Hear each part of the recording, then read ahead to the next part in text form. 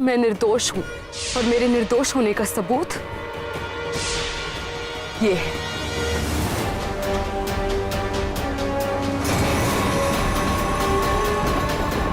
ये राजकुमारी रूपरेखा है ही नहीं, ये एक इच्छाधारी नागिन है। सैनिकों, पकड़ो उन्हें।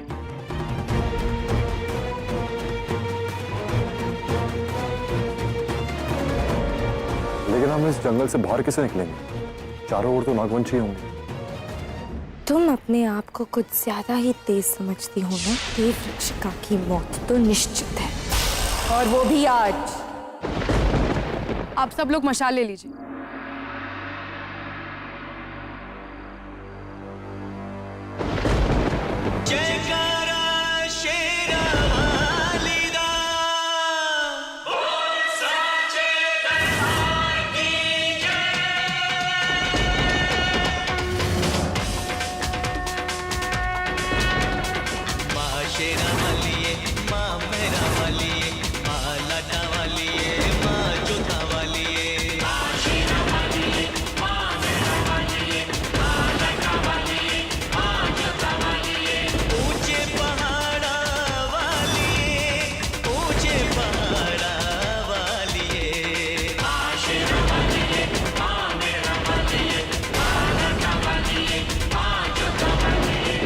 राज परिवार के चारों ओर अग्नि का सुरक्षा चक्र बनाइए।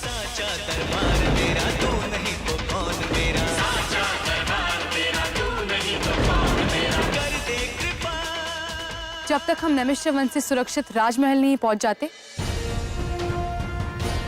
अब सब लोग इस चक्र के अंदर ही रहेंगे। इसी चक्र में मैं आपको राजमहल ले जाऊंगी। अरे ओ देवरक्षिका, अब जल्दी चलो ना, वरना नाग डसने से मरे ना मरे, दिल का दौरा पड़ने से जरूर मर जाएंगे। देवरक्षिका, आप भी सुरक्षा चक्र के अंदर आ जाइए।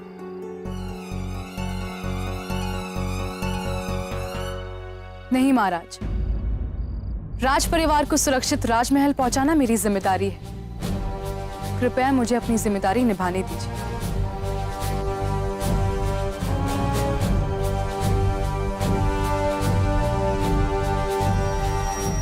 युवराज माधव, कहाँ जा रहे हो? देवरक्षिका ने कहा ना कि सबको इसी सुरक्षा घेरे में रुकना होगा।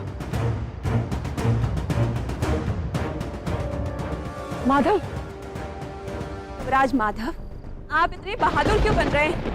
देवरक्षिका ने बोला है ना, घेरे के अंदर रहिए तो अंदर रहिए।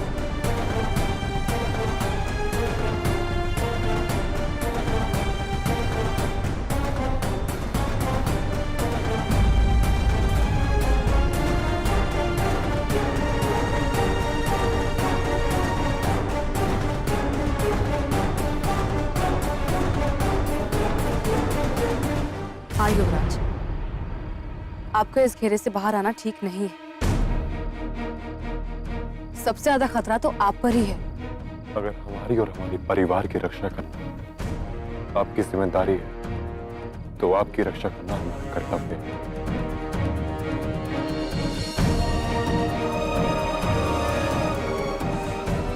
लेकिन युवराज, आप एक देवरक्षिका होने का फर्ज निभाइए, और हम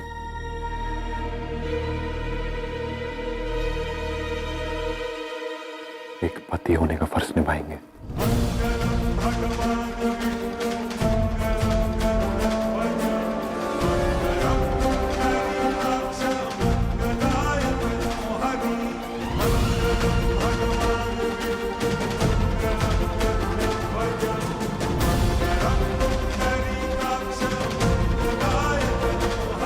लेकिन युवराज, आप ये ऐसे... देवरक्षिका, युवराज बिल्कुल ठीक कह रहे हैं। इन्हें आपकी मदद के लिए वहीं रहने दीजिए।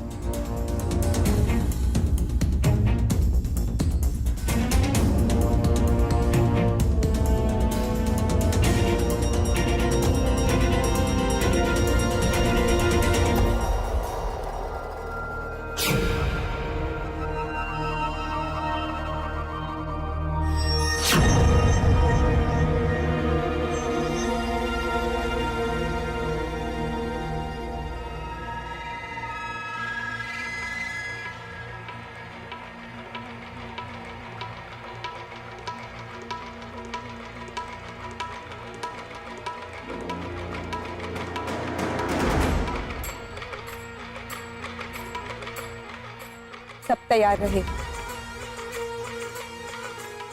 जैसे ही ये वन के पूर्वी हिस्से में पहुंचेंगे, हम हमला करेंगे।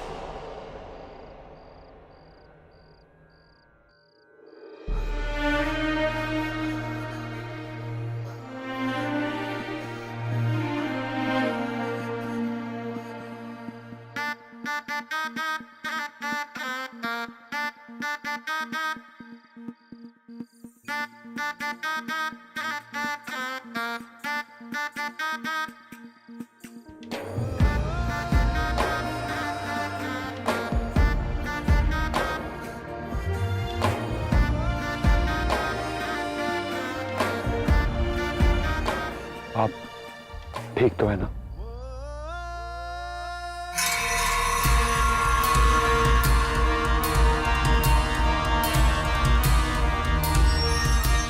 अब चलो भी, जेठानी जी चलिए ना।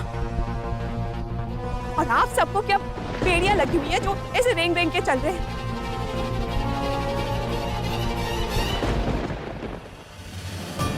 युवराज माधव सिर्फ मेरे हैं, वो इस देव रक्षिका से प्यार नहीं कर सकते।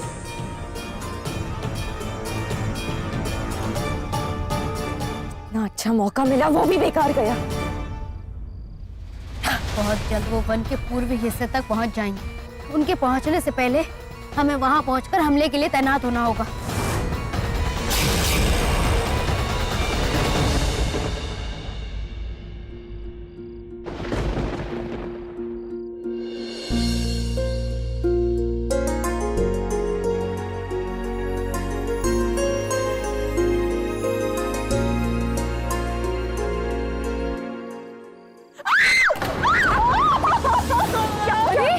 क्या हुआ छोटी रानी? हमें नाग ने डस लिया।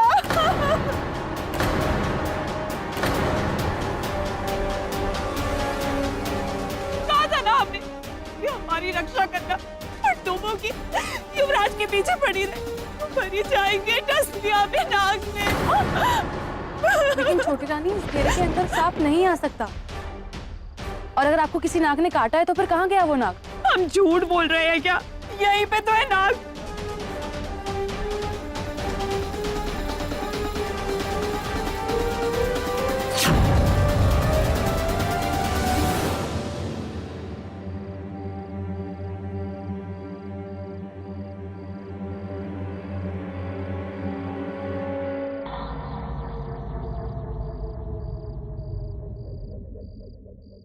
ये तो सिर्फ एक रस्सी का टुकड़ा है। छोटी रानी, डरा दिया आपने सबको।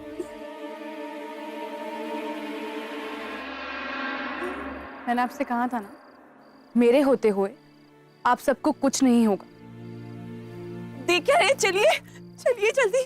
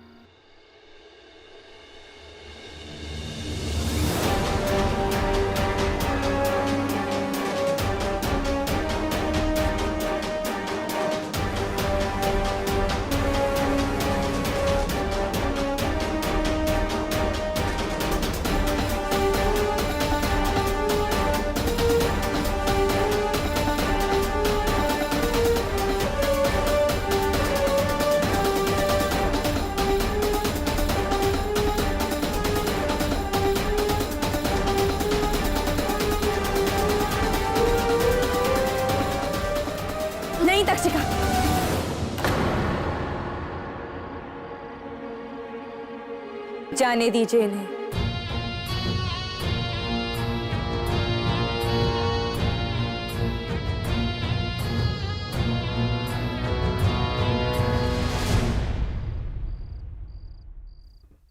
चलिए।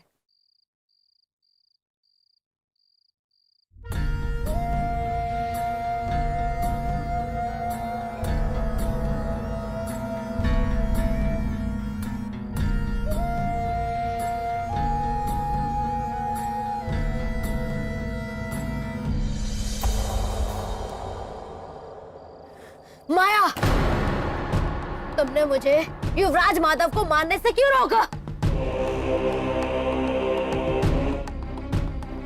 क्योंकि समय से पहले किया गया वार पूरे खेल के रुख को बदल देता है।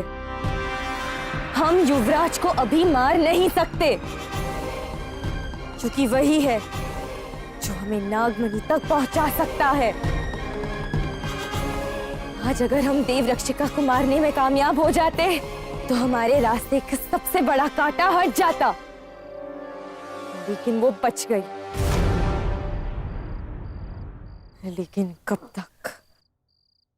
एक नागिन के जहर से वो कब तक बच पाएगी?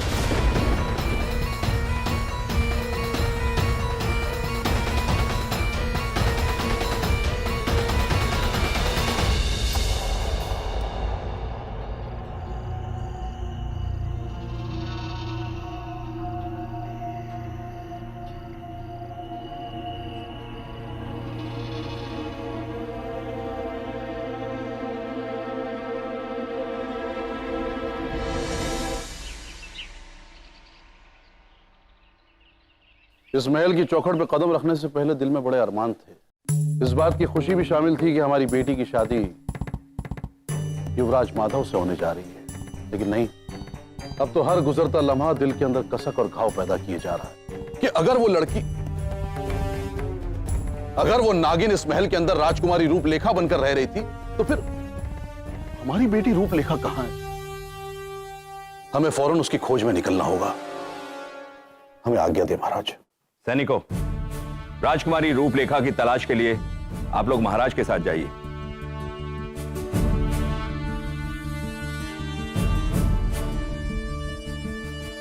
हम भी एक माँ हैं और समझते हैं कि एक माँ का दिल अपने बच्चे के लिए कैसे तड़पता है। लेकिन जब भगवान ने हम सबकी सुरक्षा की है तो हमें पूरा भरोसा है कि राजकुमारी रूपलेखा भी सुरक्षित ही होंगी। आप फिक्र मत कीजिए। और वैसे भी वो कौन सा भूसे में गिरी हुई सुई है जो कभी मिलेगी ही नहीं। जीती जागती राजकुमारी है और इस राज परिवार की होने वाली बहू भी। महाराज, आप बिल्कुल भी चिंता ना करें।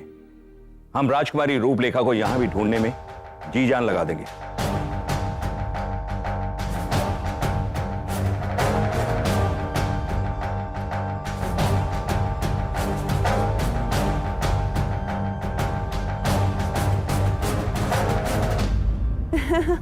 मनस्विनी जी, आपने हम सबकी जान बचाई, कितनी खुशी की बात है।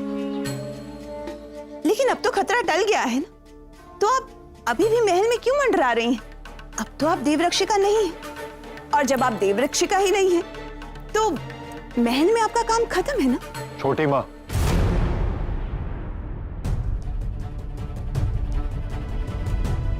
कल की रात इस राज परिवार के लिए बहुत ही काली थी। इतनी काली कि शायद हम में से कोई आज का सूरज भी नहीं देख पाता। लेकिन आज हम सब सुरक्षित इस महल में खड़े हैं तो सिर्फ और सिर्फ मनु की वजह से। हमें तो उनका शुक्रिया अदा करना चाहिए। तो लीजिए, शुक्रिया भी अदा कर देते, बस या आप जान भी दे दे। अपने कर्तव्य के लिए अपने प्राण देने वाले बहुत मिल जाएंगे, लेकिन जो मनु ने इस राज परिवार के लिए किया है वो एक देवरक्षिका के कर्तव्य से कहीं बढ़कर है। धन्यवाद युवराज।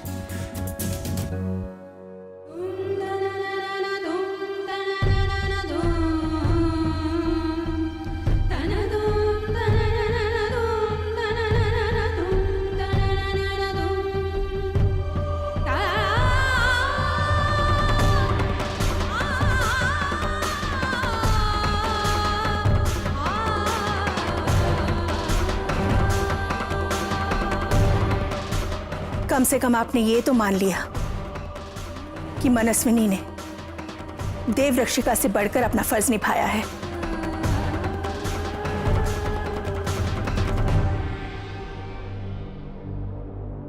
बच्चों से गलती होती है तो हाथ जोड़कर बड़ों से माफी मांग सकते हैं,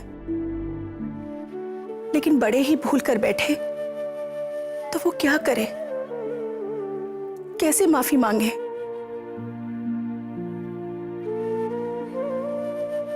मनस्विनी, तूने हम सबको गलत साबित कर दिया। हमने एक हीरे को तराशा था और फिर उसे ही पत्थर समझने की भूल कर बैठे। हमने ये कैसे सोच लिया कि जिसकी रगों में कर्तव्य खून बन के दौड़ रहा है वो गरुड़ मठ की परंपरा तोड़ भी सकती है। मनस्विनी, तूने अपने फर्ज के लिए अपनी खुशी, अपने एहसास का गला घोंट दिया बेटा, और हमने तुझ पर ही इल्जाम लगा दिया। हमें माफ कर दो मनस्विनी, हमें माफ कर दो। नहीं बड़ी अम्मा, ऐसे माफी मांगकर मुझे शर्मिंदा मत कीजिए। हमारे कुल ने सदियों पहले एक दीपक जलाया था। मैंने तो बस उस दिए की लौ को बचाने की कोशिश की। मैंने बस वही किया जो मेरी बड़ी अम्मा ने मुझे सिखाया।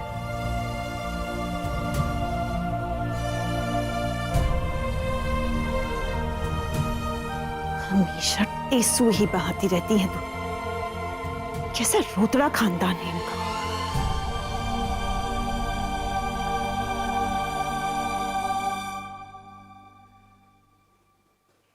गरुड़ मठ ने हमेशा राजकुल की रक्षा की है। अब जबकि पूरा राज परिवार सुरक्षित राजमहल में पहुंच चुका है और नागवंशियों का भी खतरा नहीं है, तो ऐसे में बेहतर यही है कि हम यहां से चले जाएं।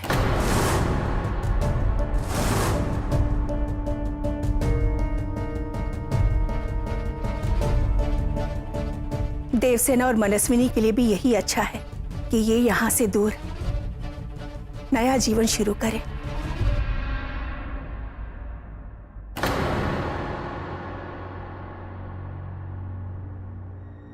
बड़े राजा,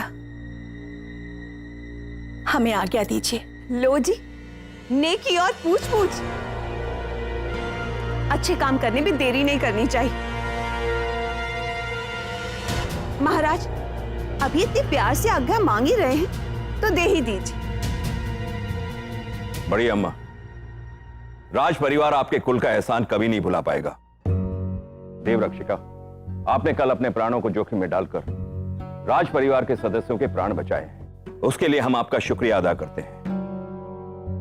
लेकिन आपने प्राणों की रक्षा तो की, लेकिन मर्यादा की रक्षा नहीं कर पाई। इसलिए हमारा यह आदेश है कि आप इस राज्य को छोड़कर कहीं और चली जाएं।